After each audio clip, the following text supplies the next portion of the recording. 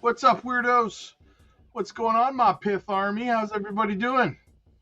Nice little morning. Bitcoin looks juicy. Pith looks juicy. We're going to get into every little bit of it, guys. Listen, we have been accumulating Pith for well over a year. So congratulations to everyone who's been listening to me over on the Patreon. And what I would say is this. Yesterday as well, if you were a member of the Patreon, you would have seen the swing trade that I pulled off on my in-laws portfolio, where I took massive profits on their crypto.com, their crow, and I rolled those profits where, you might ask? Where did Rob roll those profits? Pith. That's right. So talk about compounding gains, my friends, right? Talk about compounding gains. That's why you want to be a member of the Patreon, guys. You would have made so much money for the price of a cup of coffee, right? Just saying, just putting it out there, guys. The link is in the chat. It's in the pinned comments. It's in the description. Let's get into the chat, see what's going on out there, guys. Look at Bitcoin, back up to $113,100. We got as high as about $113,500. Not too bad, not too bad. Big C, what's up, brother? Morning, Rob, a crypto fam. Rob, can you look at Crow chart? Will it be correct, or do you think it's going to run more? It's definitely going to correct, right? It's definitely going to correct. These things don't just keep running without any kind of correction forever, right? Here, let me. The thing is, where it is right now is not really a significant level in any capacity, right? That's the thing. So Crow may very well keep running, to be honest with you, right? If you look at the chart, this is not really a significant range that it's in right now. I suppose it could become one. However, right now, I mean, we're talking... There's not really a bunch of liquidity in this area, right? I mean, if you come over here, you got a little bit when you zoom in, you got a little bit of static in this range, but not a lot, right? Nothing that I would say, oh, that's going to be major resistance, right? So I don't think you're really going to have much major resistance until you start getting around,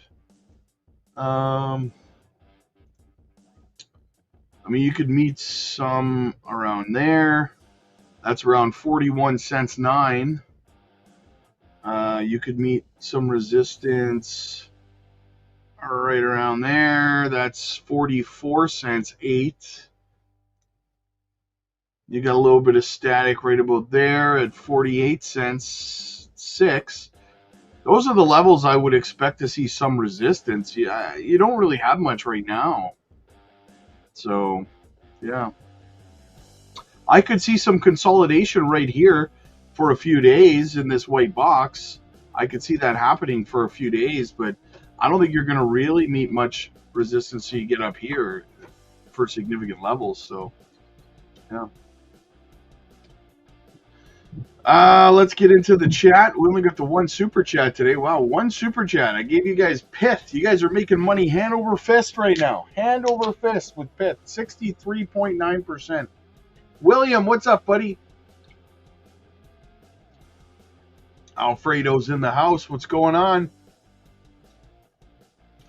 Pith Network is pumping. How do you think it's going to go? Well, I mean, it just got massive news that we're going to cover, right? So... we'll have to see. William says, line it up. In line says Ditto. Ditto's in the house. First Pokemon of the day. Rob, decentralized mobile networks. Do you think they will last long term, or are they getting squashed by the giants? Well, I think it's going to be a long period of contention where obviously these big companies that hold monopolies are not just going to surrender. But eventually, yes, these decentralized networks are going to start to win in the big picture, because no matter how much you lobby Democrats and stuff like that to try to crush companies, because that's what they'll do. They'll just start throwing money, AT&T and all that stuff. They'll just start throwing money at Elizabeth Warren and all these other Democrats to try to crush these decentralized mobile companies, right?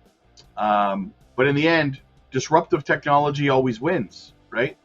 So yeah, I do think there is a future for decentralized mobile networks, and the reason is because people will not pay these exorbitant fees to these companies when they can get on a decentralized mobile network, right? So yeah. Quentin, good to see you, buddy. Ari, what's going on? Good to see you, dear. Good to see you. Brian's in the house. There she is. Gamma Goddess. Hope everyone's doing well. Hit the like button, please. Let's get this money. Oh, house. What's up, buddy? Missed the damn Pith train. I chose Swift instead. Hey, Swift's a good project too, brother. Swift is a good project too. Fridge, I'm not in Pith, but I appreciate what you do, brother. What do you think about Zebek's? Do you think Zebek stops bleeding? Let's look at Zebek. I think as long as it is, you should be scooping it up, man. Not financial advice, but we wicked right off support here, as you can see on Zebek. We touched support, we wicked right back up again. I think if you want to get Pith, you're in a good range to do it, honestly, man. This area right here is a high liquidity area.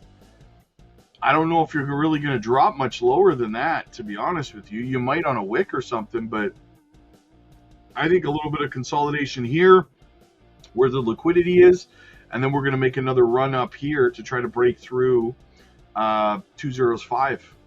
I think that's what you're looking at. So, Big Kev, what's up, man? Thanks for introducing me to Crow. Been buying it since yesterday. Making that money. There you go, man. There you go. Roll it over. Roll those profits. Make that cheddar, man. That's what I like to hear, guys. I love seeing you guys winning. David says, Trump. There you go. Danny, what's going on, buddy? Good to see you, my friend. Good to see you. Where was my spot? I lost my spot. There we go. All right, guys. Make sure you're hitting the like and subscribe. We got 215 people here. We got 40 likes. Let's get to 100, guys. Let's get it to 100 likes. Do me that favor.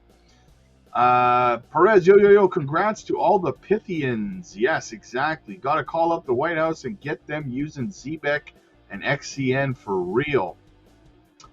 Motivation Daily, first stream of the day. Pith is going crazy. Tomorrow's salary is the latest and greatest said. Exactly. It's a good day to be a good day. It's a good day to have a good day, guys. Exactly. Like, subscribe, and join the Patreon. Yes, my friends, it is a great day to have a great day. There is no afternoon live stream today on YouTube. As you know, it is Thursday today, so we do have our Patreon exclusive Thursday live streams with special guests, Maximus Crypto and Rule Black. So make sure you guys are there for that over on the Patreon. The link is in the chat. It's in the pinned comments. It's in the description. You're not going to want to miss that. I can only imagine the alpha that Max and Ruel are going to drop on Pith and so much more tonight. It's going to be great. Okay, Lily, what's going on? Good to see ya. Richie Rich says, Pith now my second bag after that pump. There you go, man. There you go. Pith entering the realm of the top bags. Yeah, Pith entered into my top 5, I think, with this pump. Maybe top 4. Wolf Bane, what's going on, buddy? Good to see you, man. Good to see you. John, Pith, baby. I was recently able to hit my goal for Pith as well. I'm so happy. Thank you, Rob, for everything you do. God bless you and the crypto fam. Absolutely, brother. Congratulations.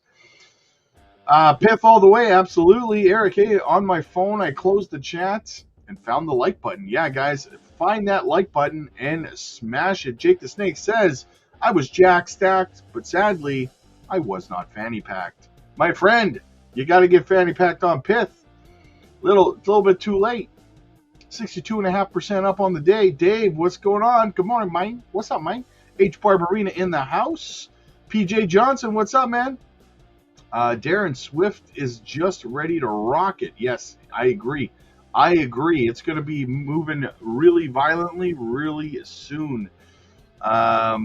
Can I be one of your in-laws, please? Yes. Strawberry Dragon, what's going on? Penny Packer of Trump choose Pith.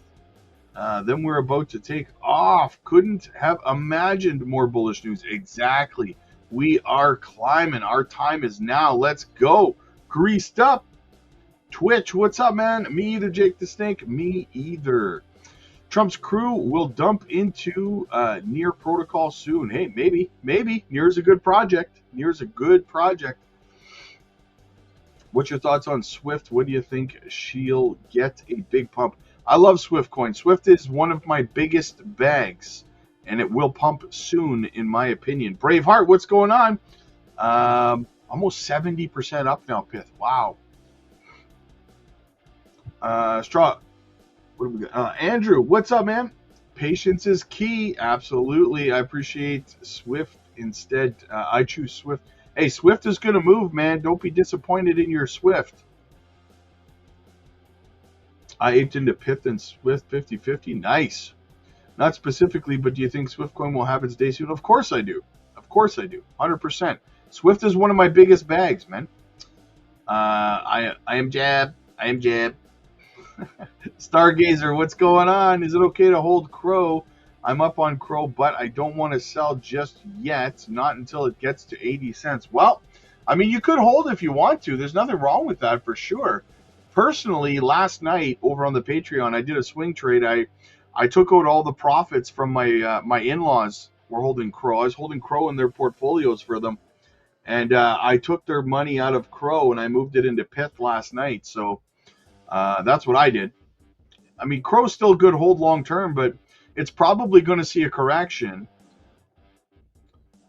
Pith time is now John Cena. Nice.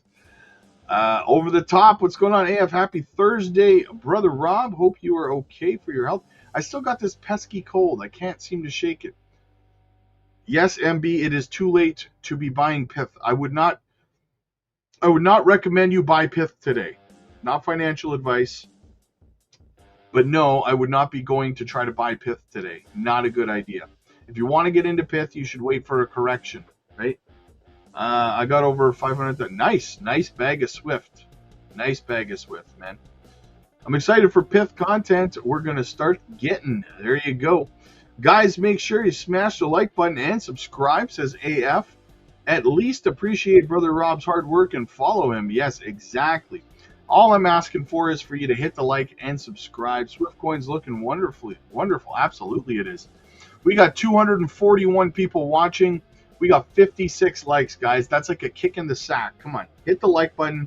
It's free for you to do. It doesn't cost you anything. So go ahead and get that done for me. All right, we're caught up in the chat, believe it or not. Let's get into the news. See what's going on around the space. 72.3% up now, Pith. It's just moving, guys. Just moving. I love it. I love it. I like it. I love it. I want some more of it. I'm up over 10K. Yeah, Stargazer. I mean, listen, Crow, it's possible Crow could keep moving, like I said, but it wouldn't be a bad idea, man. Nobody ever went broke taking profits. That's all I can really say about it, man. No one ever went broke taking profits, right? If you're up 10K, you know, I took profits yesterday on it. So, quick shout out to the channel sponsor, guys. Decent biometric wallet. Not your keys, not your coins, my friends. Use our link down below. Get yourself a fantastic deal on a 2-for-1 on the Decent biometric wallet today. Keep your crypto safe. Keep it off exchanges. You can swap, take profits, and even stake right on your Decent wallets. Look at this, guys. Look at the bubbles. Look at the bubbles. Look at Pith. Domination. Who would win in a fight, a silverback gorilla or a grizzly bear? Probably the bear, to be honest with you. Probably the bear. Would you think about buying World Liberty Financial before September? No, I'm not going to buy any of that. I saw what happened with Trump's meme coin. A lot of people lost a lot of money. Penny Packer, no way. I'm selling Pith right now. Good man. What do you think about Zebek? Father-in-law wants an entry. Zebek is a great entry point right now. A great entry point. Absolutely. Okay, let's see what's going on out there, guys. What's going on around the world? Let's get into the Pith stuff, obviously, right away. So here we go. Pith Network selected by the U.S. Department of Commerce to verify and distribute economic data on chain. And we'll piggyback off of that here with the announcement from Pith Network themselves. The U.S. Department of Commerce has selected Pith Network to verify, distribute economic data on chain. Today's announcement by Howard Lutnick and Donald Trump marks a landmark step for the adoption of decentralization and validates Pith's role as a trusted data source. Pith has been working closely with the Department of Commerce and is honored to be chosen as the official data provider for this historic initiative. Lutnick's visionary stance on data innovation, positioning the U.S. as a world leader in finance, and Pith is a critical component to this plan. With 100 plus blockchains, 600 plus apps, and trusted mobile built on openness and security, Pith is the ideal protocol for the U.S. government's on-chain push. The collaboration positions the U.S. as a world leader in finance, unlocking new frontiers in transparency, access, and trust. Could you have imagined this 12 months ago? Crazy, right? If I had told you this was going to happen, this kind of adoption from the government was going to happen 12 months ago, you wouldn't have believed me, right? Because 12 months ago, the Biden administration was still full-fledged attacking crypto, right? So absolutely bullish, my friends. Absolutely bullish. Yeah, I'm super excited about that. All right, let's get into let's segue over to Squawk Box. See what's going on over there. So this is the most aggressive assault on the Fed independence that we've ever seen. Sounding the alarm, this is now months ago, on the dangers of the Trump administration attacks on the Fed. Joining us right now is Facebook co-founder Chris Hughes. He is co-chair of the Economic Security Project and author of the book Market Crafters. It was published in April, which covers how the Fed has shaped markets over the last century. His April New York Times op-ed warned that the president's attack on the central bank undermined Fed independence, and we want to get into all of it. Chris, though, I want to start with this. You know, I think that when I last saw you and I read the book and was reading these op-eds, there was a feeling that if the independence of the Fed was genuinely challenged, that the markets would react, that the bond market would react, perhaps the equity market would react, that would be the governor to some extent on any challenge to the Fed's independence. And yet, for whatever reason, and I'm curious what you think the reason is, we have not seen that. That was the hope, but I think it's true that the markets reflect the conventional wisdom. And right now, I think the conventional wisdom is that Trump's team is a lot of talk and not a lot of substance, first off. And then secondly, it seems pretty clear that this firing is illegal.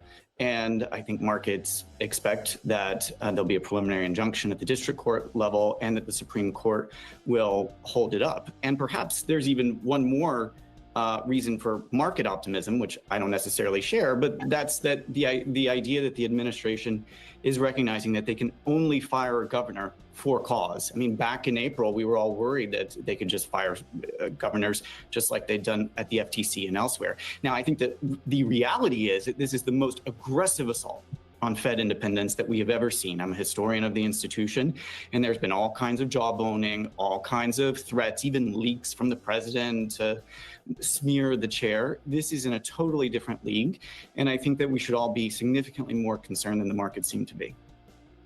Chris, here's the question, though.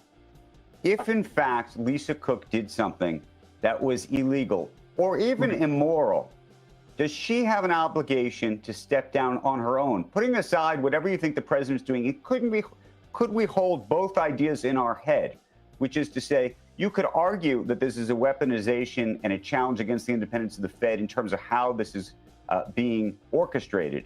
At the same time, there have been members of the Fed board that have stepped down for doing things that may not have even been illegal, but raised questions and eyebrows. And for the credibility of the Fed, there was an argument to be made that they needed to step away.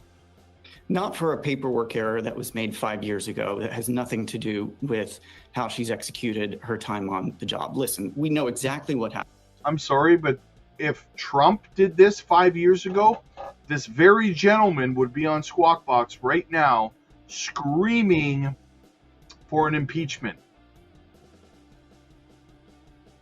Here, the president made threats for the chair. They didn't really work. So then it seems that he asked folks in his administration to go find some dirt on governors. They found a paperwork error, which seems important and something that needs to be rectified.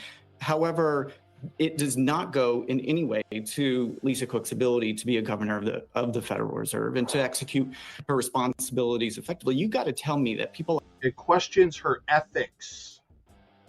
Like Scott Bessent, Howard Lutnick, these are very wealthy folks who have reams of complicated tax returns and mortgages. These guys have never made any error in any of that paperwork ever. This is an attempt to find some dirt and then to aggressively prosecute a case.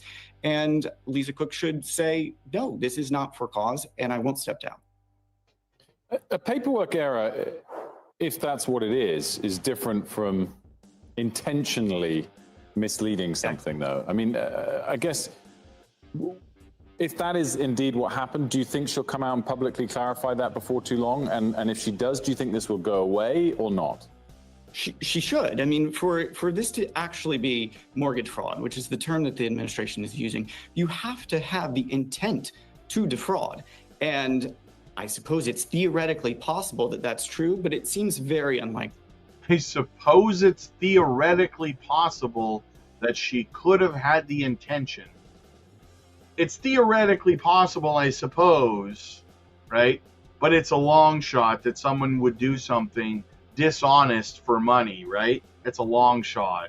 I've talked to a lot of folks in Democratic and some Republican administrations who have made similar errors, you know, even marking a residence as a principal residence, moving to DC to work, renting it out, and not changing the designation on the form. So, you know, the idea that she was, you know, trying to falsify documentation seems to me to be fabricated. And it's part of this pattern of finding these errors in order to prosecute a case that is really quite thin. And I think the courts will see that.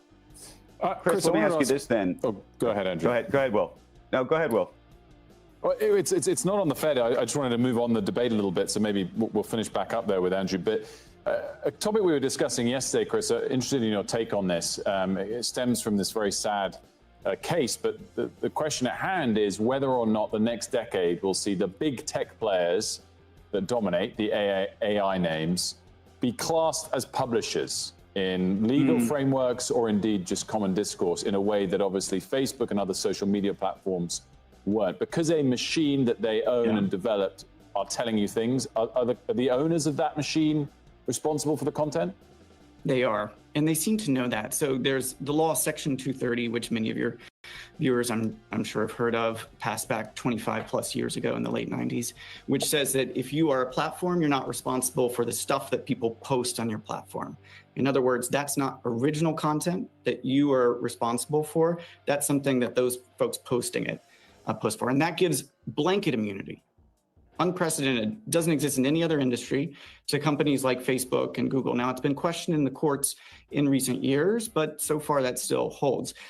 However, for the AI models, because it is original content, each time that they give you an answer, they are formulating an original novel one. That's the whole idea, that they're not giving you the same web page that they would give to anyone else. They are liable for that information. And it seems so far that the models are being trained because the companies realize that they have that liability and don't want to tell people how to build a bomb, let alone, create photos of a teenager that could be circulated for, cyber harassment and bullying. And so I think it goes to a testament to the fact that Section 230 should no longer be the law of the land, even for the social media companies, and should be repealed in general overall. Chris, I need. He's skipping. He skipped out. We have just lost the connection with Andrew there. Andrew's back now. So Andrew, just start your question again there. I just wanted to ask you one more time, and I'm sorry for the ping pong on the different topics. But on the Fed, there's one topic that people are talking about. We talked with Loretta Mester about this earlier. The idea of, and you know the history of the Fed, the idea that if you could get a quote unquote majority of the Fed, almost a political way, the way that the president has described, that come February, all of the Fed presidents need to be quote unquote renominated. And whether you think that that entire process could get upended. The short answer is it depends on the level of integrity of Governor Waller and Governor Bowman. So Waller's speaking today, so I think we'll all be watching those remarks. But in theory, it is true. On years that end with a 1 or a 6, all of the Reserve Bank presidents have to be, their terms expire and they need to be reappointed. As the monetary policy body at the Fed is the FOMC, 12 different votes, 5 of whom are Reserve Bank presidents. So in theory, if the president got control of the core group of 7, got a majority there, it could decide not to reappoint all Reserve Bank presidents and effectively say to the Reserve Bank boards, only bring us candidates who are going to be deferential to the administration. That could happen. Now, to get to 4 of 7, you'd have to have Chris Waller and Michelle Bowman, the 2 current governors who tilt towards a looser monetary policy. I agree with that. And I think that these folks have spent much of their lives dedicated to this institution, so I think that's unlikely, but it is possible. It's always frustrating when intellectually dishonest people come on television to talk like that, right? Like I said before, he would be the first one in line on TV screaming for an impeachment if Trump had a mortgage fraud accident 5 years ago. But he's on TV now saying it's not that big of a deal. But if it was Trump, impeach him, get him out of office. That's what they would be screaming, right?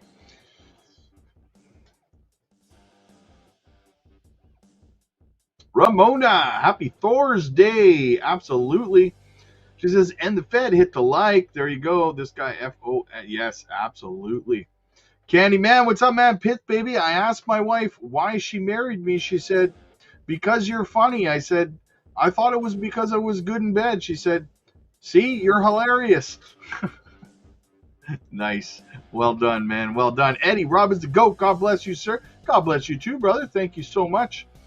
Big Mike backing me up, man. What's going on, buddy? Love the research, Big Rob. Keep leading us in the right direction, brother. Absolutely. Amen. Thank you so much, guys. Thank you for being here. Thanks for getting my back. I absolutely appreciate it, guys. Absolutely appreciate it. Started a little bit late today, but I'm here. MB says, do you think it's important for XCN to reveal who's behind it, or is it irrelevant? Thoughts? We already know who's behind XCN, MB. Actually, XCN was created by Chain and then sold. It is a completely decentralized project, and then now Chain has now been put back in control of the DAO and stuff like that, right? Organizing the DAO and votes and stuff like that. But as far as who's behind XCN, we know that Chain created XCN, and there is nobody after that. It's a decentralized network.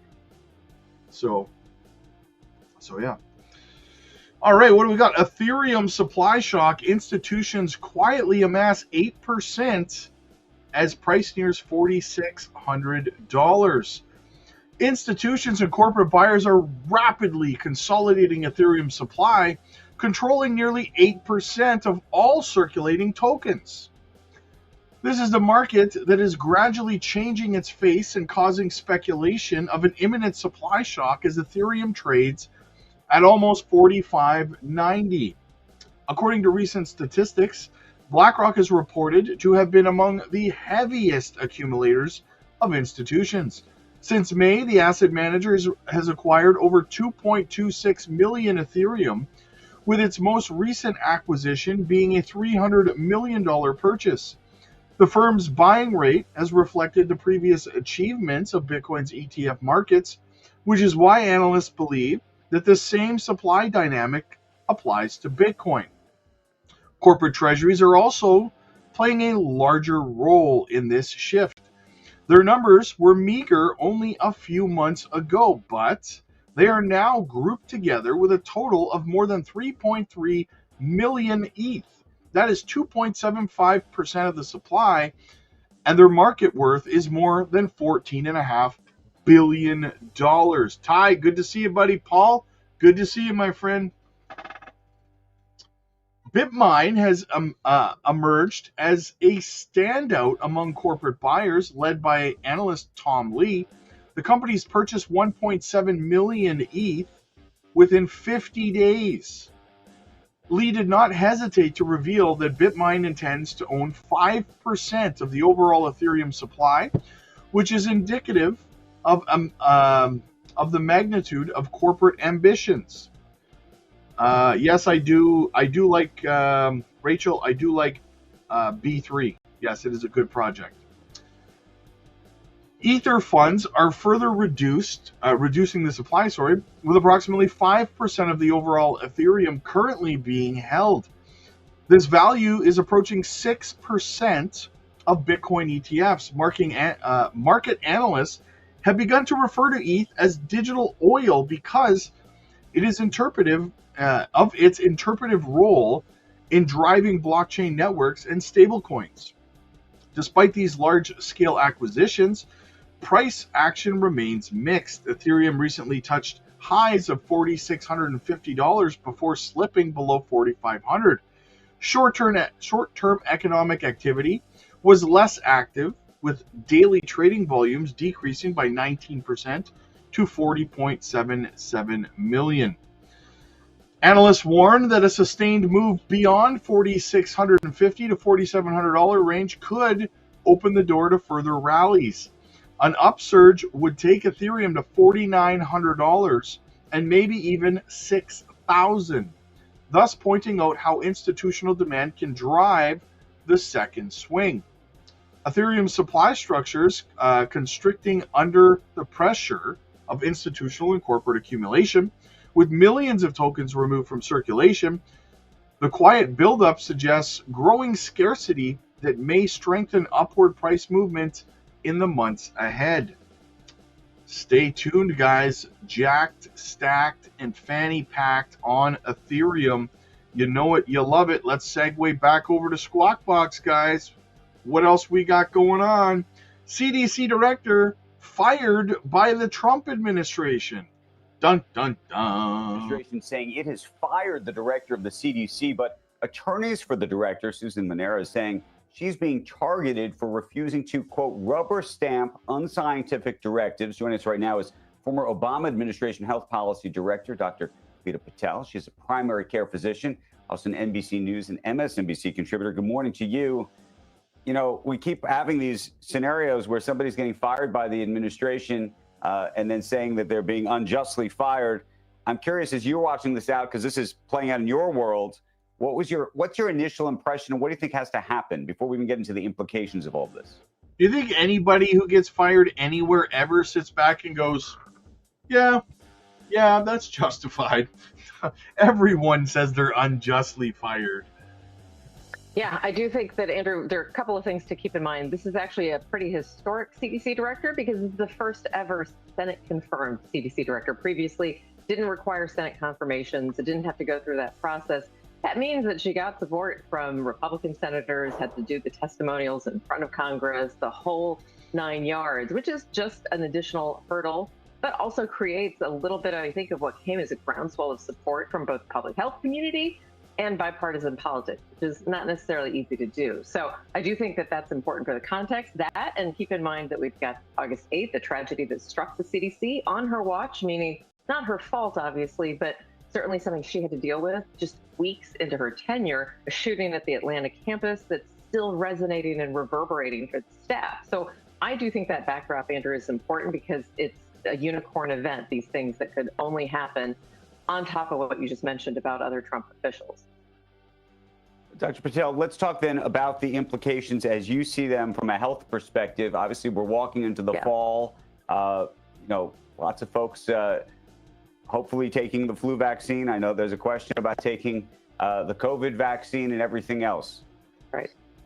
Right. Yeah. So let's talk about the public health implications. Yesterday was also significant, and obviously these are not coincidences, but yesterday we saw the FDA change the label on the COVID vaccine to be pretty restrictive, to basically say that if you're not 65 or older, you must have a high-risk condition. How that gets enforced, what happens on the ground in my clinic and in pharmacies, that's, I think, left up to all of us. But the CDC is going to bring their advisory committee, which was, by the way, mostly 99% replaced by RFK Jr., by the secretary. They're going to meet in September, which is actually unusual to be so late, because guess what? We're already seeing a spike in COVID cases, and we're seeing the season hitting us as we would expect, a respiratory season that's hitting us right now. So implications are confusion, people not understanding what and exactly what they should receive. Meanwhile, you've got major and prominent medical organization, American Academy of Pediatrics, American College of Obstetrics and Gynecology, and others that I assume will follow quickly, making different recommendations than what's come out from the FDA label and what stands as CDC language today. So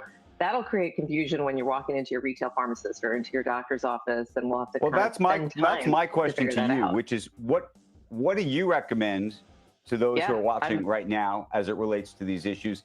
And also, you know, I was actually speaking to a doctor about this a couple months ago when we were talking just about CDC language and everything else, about whether it creates any kind of liability for doctors who ultimately recommend against what the government recommends. Right. So let me handle the first one first. What's happening right now? So I am telling patients what we have today. Most of us in our clinics are waiting for the new shipment of the revised COVID vaccine. And we haven't gotten, Andrew, in the DMV, the Maryland area, we haven't gotten our updated flu shots yet. So we're waiting for those. We're on order and we should get them imminently. But you can walk into a retail pharmacy if they have the supply and get the older version of the COVID vaccine. I know that there are a lot of people, myself included, traveling, school starting. We just want to take that precaution. I think that's completely reasonable to go ahead and do. And then what I'll say is that because of this FDA and label changes, that September CDC meeting, there could be an insurance change where you might not have coverage. Medicare and Medicaid usually follow immediately following that September meeting, but most private insurers will change coverage, if they do, in January 1st of 26. So you do have these months to wait for the updated vaccine. So I've given people a couple of choices. Flu shots, I resoundingly recommend. And then we've got RSV season. I want to make sure that people eligible for that, 50 and up, also get the RSV shot if they can be eligible, and the pneumonia shot. So that's a lot of shots, Andrew, but we have to kind of walk through that for people. Second, to your liability point, that's just blatantly not true. I've got malpractice coverage. This is something that their implication was that if we go off label from what the FDA has and that we recommend a vaccine, that somehow we will have this immediate trigger or potential trigger on liability. I think as long as you go through the informed consent, which is what all of us do for vaccines, should be doing, that we do not have to worry about that liability coverage. What does come up for liability, though, and it hasn't been spoken about, is a little bit of a different permutation. There's a vaccine injury coverage protection program put in by the federal government for vaccine injuries. There's a chance that may not cover you if you receive the vaccine outside or off label from FDA CDC guidance. So there are serious implications here, and I don't want to minimize them, but there's more confusion about everything from the top, because if you go to a government website, I'm not sure that you can trust the clinical information they're recommending.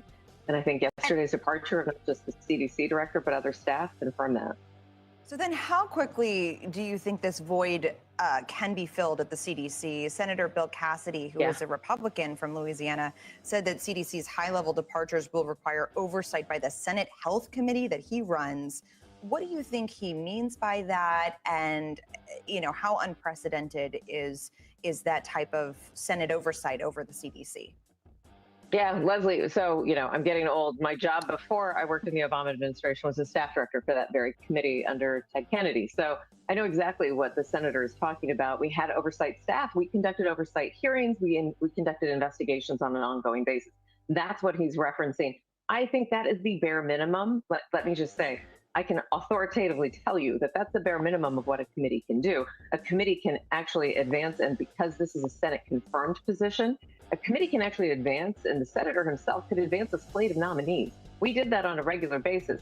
The White House doesn't have to take them up, but putting out a daily call for replacements, giving names, asking for answers, not just through oversight hearings, but you could imagine having actual daily roundtables. Doesn't even need to be hearings, roundtables. I just want to point out that RFK Jr., the secretary, is due to testify in front of the Senate Finance Committee September 4th. we'll see if that happens. That might be the first chance that we get to kind of hear from the administration about this. Trump firing everybody. Trump firing everybody. Exactly, Strawberry Dragon. Holding people accountable in government. Finally, someone is doing it. And they don't like it. They don't like it. Meredith, what's up, buddy? My guy. Coffee and crypto in the morning. Crypto future in the morning. Breakfast of Champions. Amen, brother. Amen to that. Guys, we have 334 people watching. We have 89 likes, guys. Let's get to 100, right? Don't do me dirty. Don't do me dirty. 85 Crash says, glad I bought Pith, though. 11 cents. Woohoo. Thanks. Hey, absolutely, brother. For the win, man. For the win. Goldman Sachs emerges as top holder for Ethereum ETFs.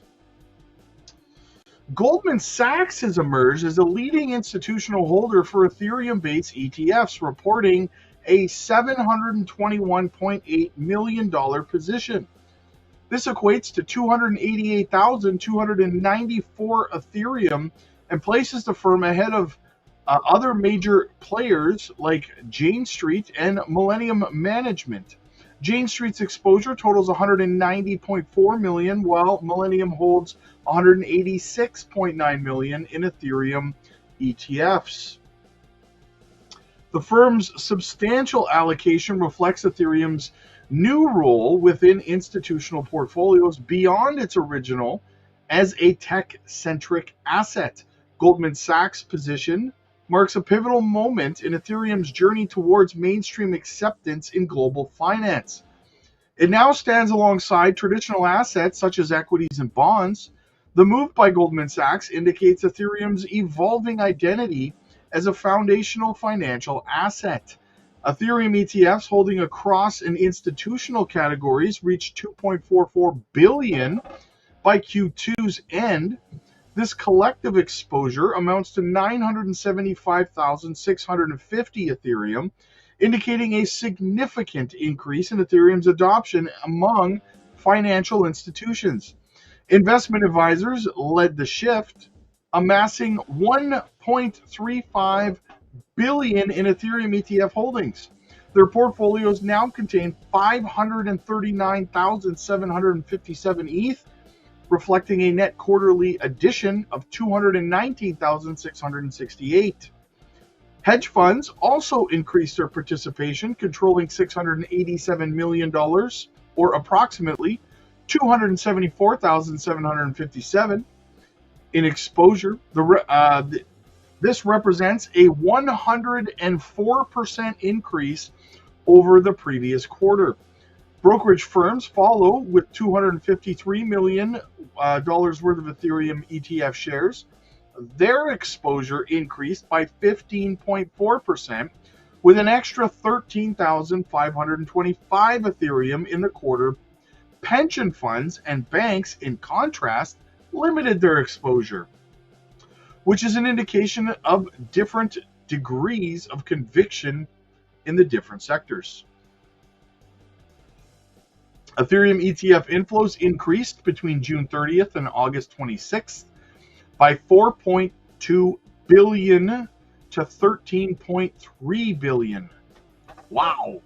Such a growth is more than 3 times stronger than the cumulative inflows in the history of Ethereum ETFs. Investors in Ethereum-based exchange-traded funds put about 3.7 billion in Ethereum in August alone. These figures indicate that investors are gaining confidence in Ethereum's long-term potential. Along with institutional ETFs, Ethereum is taking a wider place in corporate treasury plans. According to CoinGecko, the strategic ETH reserve records that 11 publicly traded companies currently hold a total of 3.04 million Ethereum. These holdings are estimated to be worth almost $14 billion as of August. The data highlights Ethereum's integration into corporate balance sheets as a store of value. SharpLink was one of the latest corporate bodies to increase their Ethereum reserves. On August 26th, the company acquired 56,533 Ethereum to its treasury, which now totals 797,704 Ethereum. Although it's a significant move, it is not as huge as BitMine. Ah, yes, we get to BitMine, which has 1.71 million ETH, now worth approximately $8 billion. The fact that Ethereum ETF ownership is concentrated in the hands of the elite Wall Street institutions signifies the growth of Ethereum as a strategic financial asset. Ethereum is no longer seen as a speculative game, with Goldman Sachs being at the forefront in terms of institutional involvement. Ethereum's positioning is also in line with its functionality as a blockchain optimized for financial services. Yada, yada, yada. Buy you some Ethereum, not financial advice. Ramona, these doctors are all in pharma companies' pockets. Oh, absolutely. Absolutely. Without a shadow of a doubt. Without the shadow of a doubt. 100%. All right. So let's go back and look at Bitcoin's charts. Where do we need to close the day? Dave, what's going on, buddy? Good to see you, man. So we're back right below resistance here, guys, at $112,546. We're $10 below it right now. We want to close above this blue line. As you can see, we rejected off it the last 2 days, and we're below it again. If we close below it again today, it will, in fact, be the third day in a row that we've rejected off of that line. So we got to get above. We got to close above before we can start making our way up to the next level at 114,600. So that's what we're going to be watching for today, guys. There will be no afternoon live stream, as I have the live stream tonight with Rule Black and Maximus Crypto exclusively over on the Patreon. So make sure you guys are there for that. There's going to be some phenomenal alpha dropped, whether it's PIF, ZBEC, Onyx Coin, and XRP, and so much more. Get over to the Patreon, guys. You do not want to miss this live stream. And yeah, get in on some coaching calls, microcap gems. We just nailed a monstrous swing trade last night. We have 3 active swing trades we have going right now, 3 open trades on the swing trade tier as well. So if you want to get in on those, guys, jump aboard today. The link is in the description. It's in the chat. It's in the pinned comments. Click like if you like this video. Click subscribe if you really liked it. I'll see you guys in the next one. God bless.